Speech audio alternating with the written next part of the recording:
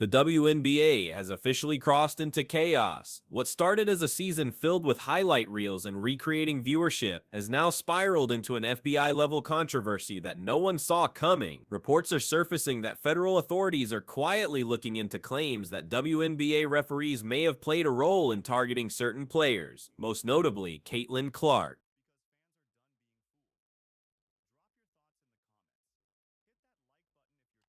Right here,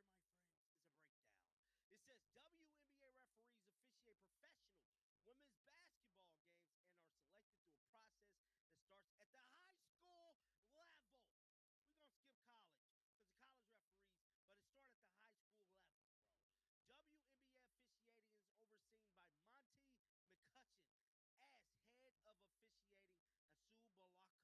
WNBA officiating is overseen by Monty McCutcheon as head of officiating and Sue Balak as head of performance and development. So those are the two people. Monty and Sue. That's over the WNBA referees. Now, with that being said, we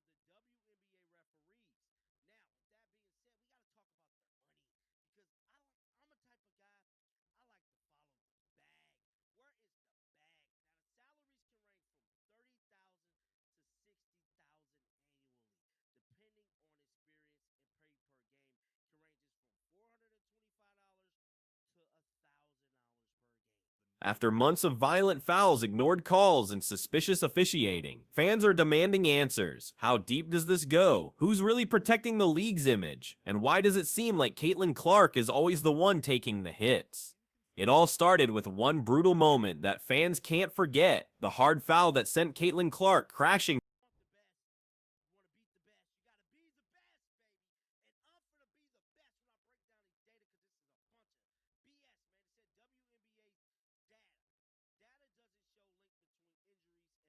man. It said WNBA data. Data doesn't show link between injuries and missed calls. So this article was released at the conclusion of the season, man, the regular season. It says as WNBA officials face renewed criticism from coaches and players pointed at the level of physicality throughout the season, league sources told ESPN that their data does not show any correlation between Commentators started connecting the dots. Over the course of the season, Caitlin Clark had been on the receiving end of more flagrant contact than any rookie in recent memory. Yet when players retaliated against her, the whistles seemed to vanish. Social media erupted with side-by-side that ain't a very good income. And I feel like when they see players like Caitlin, see players like Sophie, and all of the other big name players making massive, massive money. And everybody know they hate their guts. Well, not massive money like in the W sense, but more than them. They make more than them, bro. They make more than them. They might feel a type of way. How would you feel wake up going to work every day knowing that these ladies make more than me? as the clips of Caitlin Clark's uncalled fouls spread across every corner of social media. One thing became clear: the WNBA wasn't ready to talk. Days passed, then weeks, yet no official statement came from the league office or Commissioner Kathy Engelbert. That silence was deafening. Fans began to see it as more than oversight, it looked like avoidance. Hashtags like hashtag protect Caitlin Clark and hashtag WNBareFS exposed started trending, with fans demanding accountability. Even major sports outlets began covering the outrage, noting how the league's inaction was fueling mistrust among its most loyal supporters. The frustration wasn't just online. Inside arenas, fans held up signs reading "Fair play for all" and "Refs under watch." Every time Clark hit the floor, the boos grew louder, not for the opposing players, but for the officials. Reporters described the atmosphere as tense, saying even veteran players appeared uneasy about the league's growing PR disaster. Still, the WNBA leadership refused to issue any meaningful response, leaving fans to fill the silence with their own theories. Behind the scenes, several former referees spoke anonymously, describing a system under pressure. They revealed that many officials were overworked, underpaid, and constantly fearful of being demoted. Some even hinted that favoritism and internal politics could play a role in which referees were assigned to high-profile games. When combined with Clark's rising fame and polarizing reputation, it painted a troubling picture, one where personal bias could easily slip into professional judgment. By this point, it wasn't just Clark's fans raising alarm. Analysts and even rival coaches began acknowledging that the issue had gone beyond sports.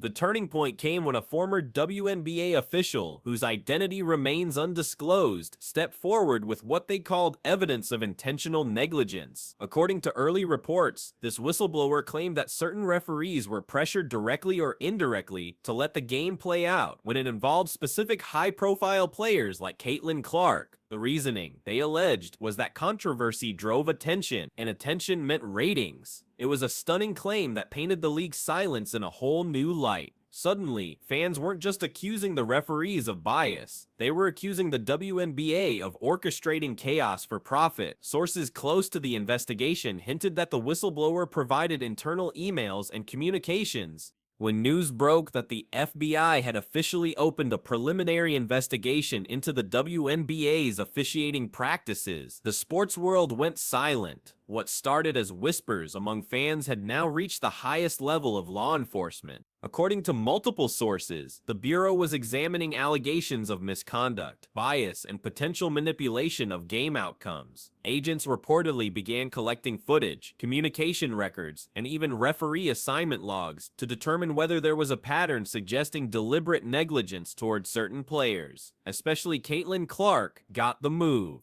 But the FBI sent shockwaves through the league office. Executives scrambled to release a carefully worded statement insisting that the WNBA welcomes transparency and fully supports integrity in officiating. But that damage control message did little to calm fans who had already made up their minds. Many viewed the statement as another corporate deflection rather than genuine accountability. Social media was relentless, with fans tagging the FBI in old game clips, begging investigators to look at this one. Inside the league, the mood was panic. Coaches and players were suddenly advised not to comment publicly, while team owners quietly began seeking legal counsel. Insiders revealed that several referees were temporarily suspended or reassigned pending review, though the league refused to confirm details. Meanwhile, sports media outlets like ESPN and Bleacher Report began running round-the-clock coverage of the scandal, calling it the most serious integrity crisis in WNBA history. The FBI's early findings reportedly pointed to irregularities in officiating consistency, especially in games involving Caitlin Clark's team. Though no one had been charged, the implication was enough to shatter trust across the league. Fans who once celebrated the WNBA's rise now questioned every basket, every foul, every game-ending call as federal investigators continued digging. Rumors swirled that the Bureau had uncovered private communications, suggesting internal debates about Clark's impact on the league's media narrative. If true, it meant officials weren't just making bad calls, they were protecting an image, and for the WNBA, that revelation was far more damaging than any missed whistle.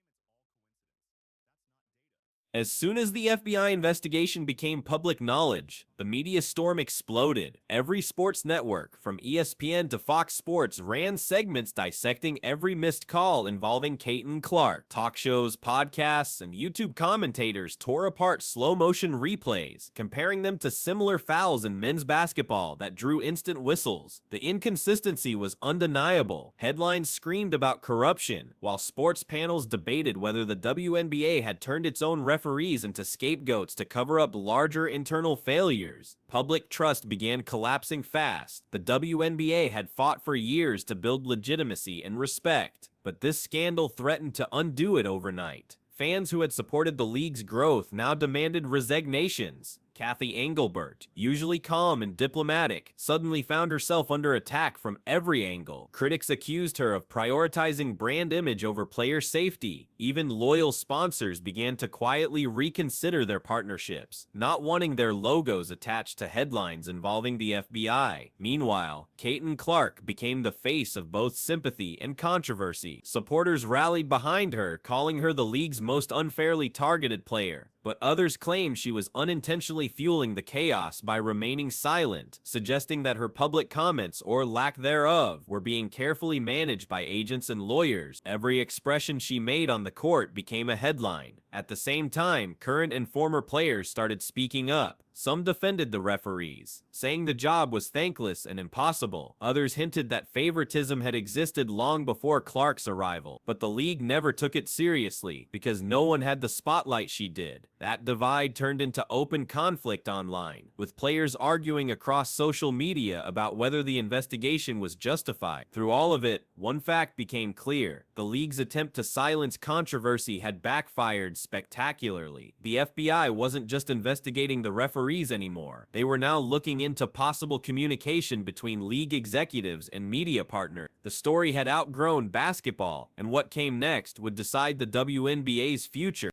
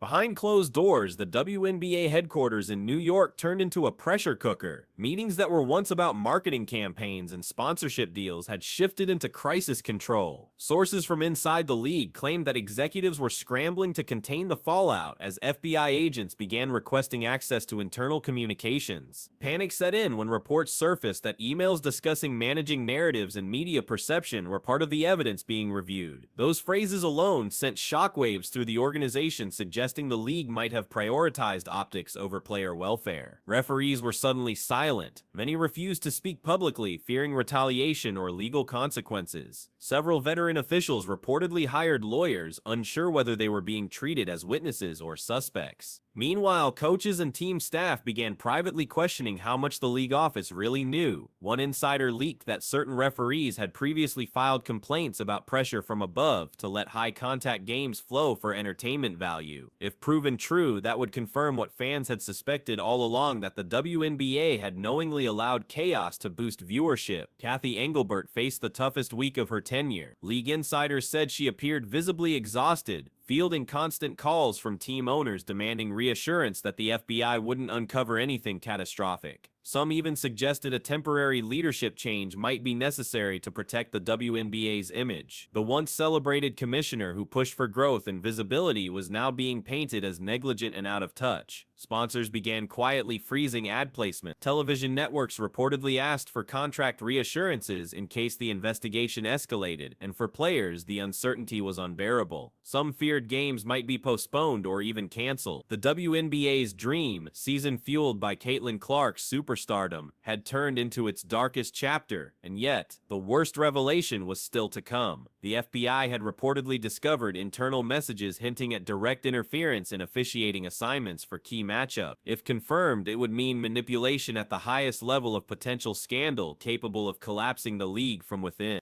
Just when the league thought it couldn't get worse, everything unraveled overnight. A batch of confidential documents, allegedly tied to the FBI investigation, was leaked online. The files, reportedly containing referee assignments, internal memos, and fragments of private emails, painted a disturbing picture of manipulation and control. Fans combed through every detail, finding messages where league staff discussed protecting the product and maintaining narrative balance. Those vague but chilling phrases ignited a firestorm. To the public, it confirmed what they had feared all along. The WNBA wasn't just turning a blind eye, it was pulling the strings. Screenshots of the emails spread across social media like wildfire. One particularly viral post showed a line allegedly written by a senior official: "We can't have Clark dominating every headline. It's bad for parody." Whether authentic or not, the perception alone was devastating. Fans accused the league of weaponizing referees to control outcomes and storylines. Even media outlets that had defended the WNBA began demanding answers. ESPN anchors debated on air whether the league had crossed a moral line, while YouTube commentators and journalists dissected every word of the leaked correspondence inside the league. Chaos reached a boiling point. Referees felt betrayed, players felt used, and fans felt manipulated. The supposed commitment to fairness had become a national joke. Caitlin Clark's camp released a short statement saying only, "Caitlin's focus remains on basketball," but that silence spoke volumes. The scandal had grown so large, it was now beyond any single player's control. Federal investigators confirmed that the documents would be examined for authenticity, but the damage was irreversible. Sponsors began publicly distancing themselves, pausing deals, and requesting transparency reports. The WNBA's credibility, once its most valuable asset, was in freefall, and as the investigation deepened, whispers spread that indictments could be next. The once bright vision of women's basketball glory was now overshadowed by the most explosive scandal in league history. Within days of the leaks, the WNBA's entire leadership structure began to collapse. Several senior officials quietly resigned, citing personal reasons, though insiders revealed it was part of a coordinated damage control plan. Commissioner Kathy Engelbert was reportedly pressured by team owners to take an indefinite leave of absence while the investigation played out. What had once been a proud movement for women's sports empowerment had now turned into a public relations nightmare. Every network, every newspaper, every fan forum was asking the same question: how did it get this bad? The FBI investigation was still ongoing, but early reports suggested that enough irregularities had been found to warrant a full-scale audit of the leagues. Officiating system referees were ordered to undergo retraining, and an external review committee composed of independent analysts and retired officials was brought in to oversee future games.